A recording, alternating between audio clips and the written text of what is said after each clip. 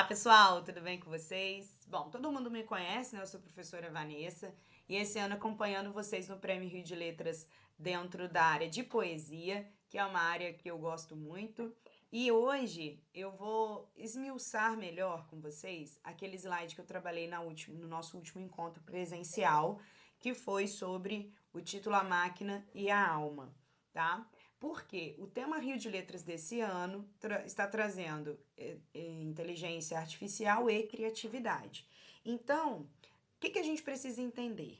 Que o que o prêmio vai esperar de você é que você está num campo de batalha, mas que batalha é essa? É a batalha em que você vai ter que se reinventar para pensar diferente do algoritmo.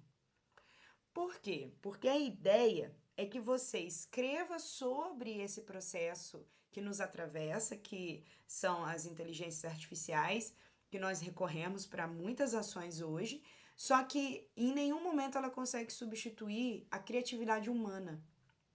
Por mais que a gente olhe as produções que elas nos entregam e pense, nossa, mas eu nunca ia fazer uma ação dessa.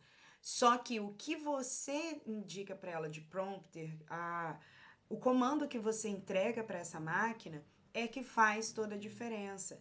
E sim, nós somos muito capazes de produzir coisas incríveis e maravilhosas sem a presença e sem o auxílio da inteligência artificial.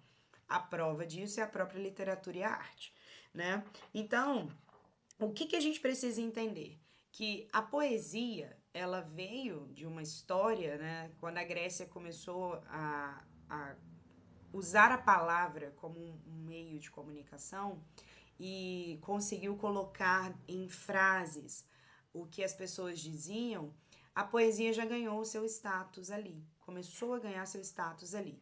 E quando Luís de Camões, lá no século XV, quando as grandes navegações portuguesas estavam ganhando sua vez, né, nos mares, e que chegou até o Brasil, ele conseguiu colocar em palavras a história gloriosa de Portugal. Então, a poesia não é só rima, não é só a conexão de ritmo, não é só a brincadeira com as figuras de linguagem, não é só uma técnica. A poesia é a experiência, é a inovação, é criar algo que simplesmente não existia antes. Por isso que esse processo de criação que vocês vão viver, ele precisa de repertório, que é um assunto que a gente tem trabalhado muito nas nossas aulas, mas principalmente ele precisa de você, a sua criatividade, tá? Então esse é o jogo, é você se descobrir muito criativo e muito inteligente naquilo que vocês vão produzir e entregar, tá? Então o papel de vocês hoje, como autores, vai ser o papel de inventar e de não repetir os dados. Por quê? Qual que é a tendência? A tendência é a gente ficar no lugar comum. Que lugar comum é esse? De olhar a vida com a naturalidade, como se ela fosse algo simples. E a vida não é, ela é complexa. Então, o lugar comum é esse lugar que a gente vai precisar fugir, tá? E que lugar comum é esse? É aquele que vai atrelar: branco é paz, verde é esperança, amor é coração. Sair desse senso comum em que os autores, os poetas antigos já bateram muito nessas teclas, já esgotaram as possibilidades de interpretação e de brincadeira com as palavras. O uso dessas palavras já são bem corriqueiros, por isso que virou um lugar comum. Para quê? Para você buscar o inaudito, aquilo que é inédito, aquilo que ninguém viu, aquilo que ninguém ouviu. E mais um detalhe importante quando a gente fala dessa temática é o evitar usar o óbvio. O que vai ser o óbvio aqui, né? Vão ser justamente as palavras que remetem ao tema. Então, você falar de humanidade, você falar a palavra criatividade, você usar a palavra inteligência artificial, esse sintagma, né? Não vai ser eficaz, não vai ser inteligente. Por quê? Porque as poesias estão buscando justamente o que a inteligência afetou, o que a inteligência tem impactado, de que forma isso tem acontecido, mas sem mostrar essas palavras lá. Então, assim, é quase como a gente escrever a tese da nossa redação sem falar que somos nós que estamos pensando isso. É o mesmo processo, só que agora em poesia, tá?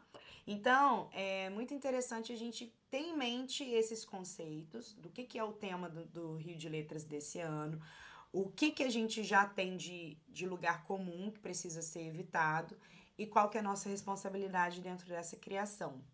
Só que essa criação, ela precisa de uma estrutura. E isso a gente falou na aula de sábado, mas eu acho bom reforçar, deixar isso gravado para você. Essa estrutura, ela precisa tomar um cuidado. Por quê? Eu tenho a possibilidade de fazer um poema tradicional, que é aquele que tem a rima no final dos seus versos, ou no início dos versos, ou no meio dos versos. E eu tenho o poema livre, que é aquele que não tem a obrigatoriedade de rimar, mas ele precisa respeitar um ritmo. Então, assim, vamos lá, vamos relembrar então esses dois conceitos. O conceito de rima está dentro, tá, do ritmo. Ele dita o ritmo da poesia. Então, o que a gente tem no clássico, na literatura clássica? Nós temos a redondilha maior e a redondilha menor. Redondilha menor são aqueles versos que têm entre 5 e 7 sílabas. Então, quando você montar o seu verso, ele tem que ter entre 5 e 7 sílabas. Essa é a redondilha menor. E toda a poesia precisa ser estruturada dessa forma. Já a redondilha maior é aquele verso que tem entre 8 e 12 sílabas, tá? Sendo que o soneto tem os decassílabos, que são 10 sílabas em cada verso. O detalhe é, se você tem essa praticidade de produzir poemas que rimem, eu sugiro que você releia Luís de Camões, Vinícius de Moraes, Carlos Drummond de Andrade, porque são poetas que têm essa facilidade, essa habilidade de produzir rima, ok? Então, volta na literatura, lê a forma como eles reinventaram as palavras, como que eles trouxeram um novo significado para aquilo que era comum, para que vocês possam se inspirar. Lembrando que produção nada mais é do que resultado do repertório daquilo que nós já lemos, daquilo que nós já ouvimos, daquilo que nós já vivemos. Repertório tem tudo a ver com o seu conhecimento, beleza? Agora, e o verso livre, professora? Eu posso fazer um verso livre? Claro que pode. O verso livre ganhou muita popularidade a partir do modernismo. Então, vocês podem voltar aos autores, inclusive Carlos Drummond de Andrade, Vinícius de Moraes, Cecília Meirelles, que são poetas que estão dentro do nosso modernismo, que tem aí menos de 100 anos, que entregaram produções maravilhosas e que podem te ajudar a se inspirar, beleza? Só que, o que o verso livre vai precisar ter? Cadência, ou seja, ritmo. Esse ritmo precisa ser marcado por sílabas tônicas. Esse ritmo precisa ser marcado por um tamanho de verso. Por exemplo, eu vou fazer versos livres, mas eu vou fazer na estrutura do soneto, que são dois quartetos, né? 4 versos nas 2 primeiras estrofes e 2 tercetos, 2 versos, 2 estrofes nos últimos versos, né? No final da poesia. 2 quartetos e 2 tercetos, 4 estrofes. Vou fazer essa estrutura, mas eu quero fazer na estrutura do verso livre, ok. Só que a gente precisa respeitar a cadência. Então, se você começar um verso com uma quantidade de sílabas e for para o segundo verso e fizer outra quantidade de sílabas e depois outra quantidade, depois outra quantidade, vai perder a cadência. Então, o ideal é você fazer respeitando a quantidade de sílabas que você começou o seu texto, tá? Então, assim, isso é interessante, porque quando você mistura métrica diferente, aí isso é um erro, é considerado pé quebrado dentro da poesia, não é bem vista pela academia. E quem vai avaliar você? A Academia Brasileira de Letras, tá bom? Então é importante demais a gente ter esse cuidado com a estrutura do texto que nós estamos produzindo e vamos entregar, ok? Bom, então escrever poesia é navegar na neblina. Por quê? Porque o próprio Sequin, né, que é o autor que orientou vocês pelo vídeo gravado pela BL, ele diz que o autor não conhece inteiramente o motor que explode o texto. É no escuro que a poesia nos ilumina. E ela é justamente isso, ela traz a mensagem que a alma está sentindo. E para ela ser muito significativa, ela tem que fazer contato, sabe? Então, não tem um caminho melhor para você, sendo autor, de escrever poesia sem se conectar com você, com a emoção que você está sentindo, com a sua história de vida, com as suas experiências. Então, assim, é navegar nessa neblina, mas para produzir iluminação para quem vai te ler, tá? Então, vamos lá. Antes de enviar o seu texto para mim, tá? Eu vou colocar para vocês, né, lá no grupo, o QR Code ou o link com o Drive que eu já criei para que vocês possam colocar as suas poesias, cada um com seu nome direitinho, bem organizado. E aí vocês vão fazer dentro da estrutura que está sendo pedido lá, que é letra Times New Roman, tamanho 12, o título em negrito, mas eu já coloquei isso lá direitinho para você, tá bom? Então, olha só, para recapitular, então, 3 perguntinhas pra gente finalizar essa aula de hoje, que é curtinha, mas é só pra gente mesmo fixar o tema e a estrutura dos poemas. Primeiro, eliminou as associações óbvias. Aquilo que é óbvio demais para a literatura, a gente vai evitar, vai cortar da nossa produção nesse momento.